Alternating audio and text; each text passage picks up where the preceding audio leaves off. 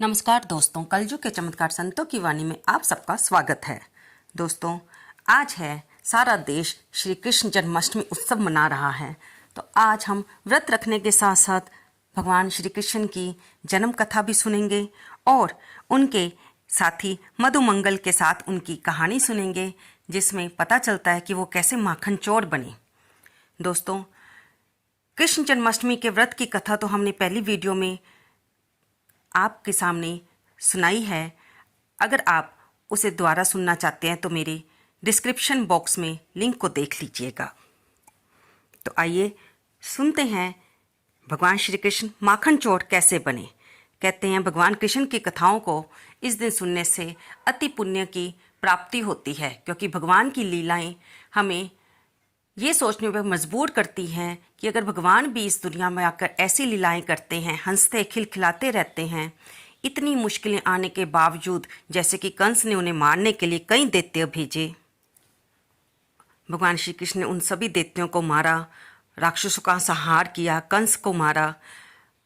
वे कभी भी निश्चिंत रूप से अपने माँ बाप, अपनी पत्नियों के साथ नहीं रह पाए। महाभारत के युद्ध में भी उन्होंने पांडवों का साथ देते हुए कितनी ही लोगों की बातें तानों के रूप में सुनी। ये बातें हमें ये सोचने पे मजबूर कर देती हैं कि जब भगवान को भी इन मनुष्य जन्म में आकर इतनी दुनिया की बातों को सहारना पड़ता है, तो हम तो हैं ही साधारण से इंसान, हमें भी अपनी जिंदगी के संघर्ष को, जीवन के संघर्ष को हंसते खिलखिलाते हुए सहन करते हुए आगे बढ़ना है और भगवान का नाम लेने में बिल्कुल भी चूक नहीं करनी है।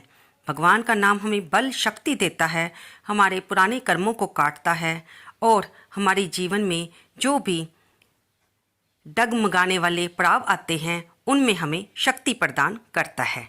तो आइए चलते हैं हम आज की कहानी की ओर। धार्मिक ग्रंथों के अनुसार बाल्यकाल में भगवान श्री कृष्ण के बहुत से सखा हुआ करते थे, जिनमें सुदामा से लेकर श्री दामा, मधुमंगल, सुबाहु, सुबल, भद्र, सुभद्र, मणिभ्रद, भोज, तोक कृष्ण, मधुकंड, विशाल, रसाल, मकरंद, सदानंद, चंद्रहास, शारद और बुद्धि प्रकाश आदि तक के नाम शास्त्रों में शामिल हैं।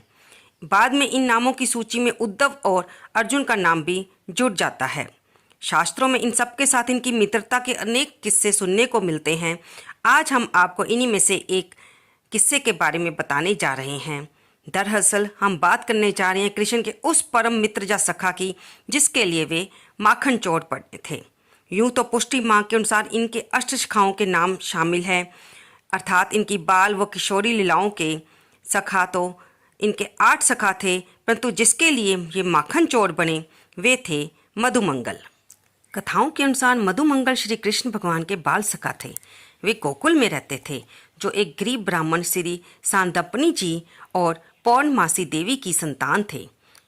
वे भगवान कृष्ण का ये सखा बहुत ही विनोदी स्वभाव का था, इसलिए उसे मस्खरे मनसुखा कहते थे। बालकृष्ण जब भी कोई कार्य करते थे तो मधुमंगल की राय जरूर लेते थे। आइए जानते हैं इनसे जुड़े एक प्रसंग के बारे में। एक बार भगवान श्री कृष्ण ने अपने सखाओं से कहा कि आज हम सब मधुमंगल के घर में भोजन करेंगे। ऐसा सुनकर मधुमंगल बहुत खुश हुए और अपने घर गए और अपनी माता पौर्णमासी से कन्हैया के भोग की व्यवस्था करने के लिए कहा। तब उनकी माता उनकी ये बात सुनकर बड़ी चिंतित हुई। जब माता को चिंतित देखा तो मधुमंगल ने इसका कारण पूछा। माता ने कहा, बेटा तुम तो जानते ही हो कि हमें एक समय का भोजन भी अच्छी प्रकार से नहीं मिल पाता, तो मैं तुम्हारे सारे सखाओं के लिए भोजन कैसे तैयार कर पाऊंगी। तब मधुमंगल ने अपने घर में कुछ खाने के लिए ढूंढना शुरू कर दिया।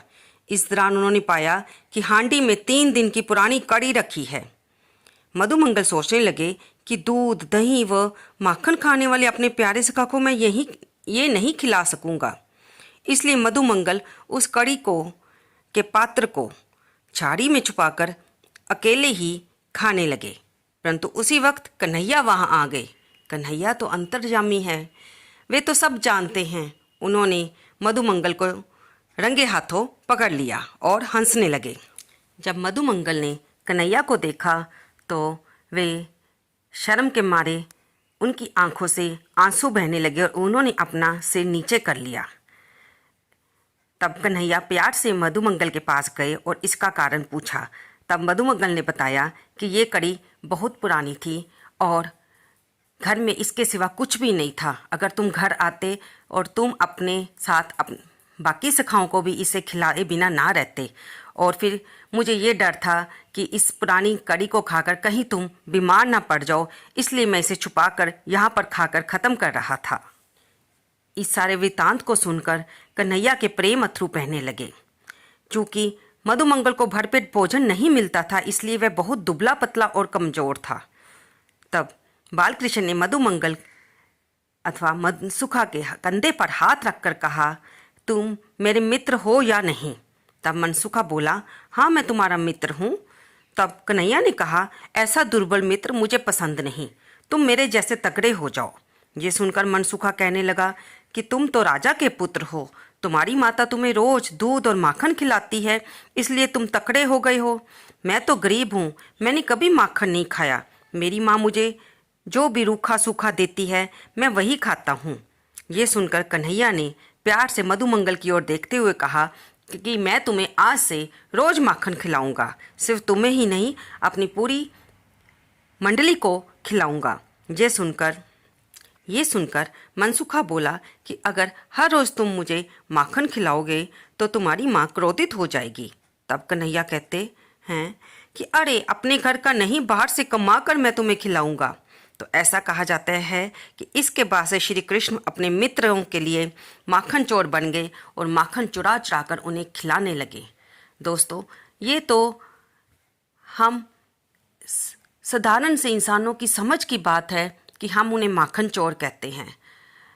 असलियत में तो बात ये थी कि सभी गोपियाँ चाहती थी कि कृष्ण उनके घर में आएं, वे उनको अपने हाथों से माखन मिश्री का भोग लगाएं और उनकी छवि को निहारें। तो प्रभु ने माखन चोर बनकर उन सब की इच्छाओं की पूर्ति की और उनके घर का माखन भी खाया।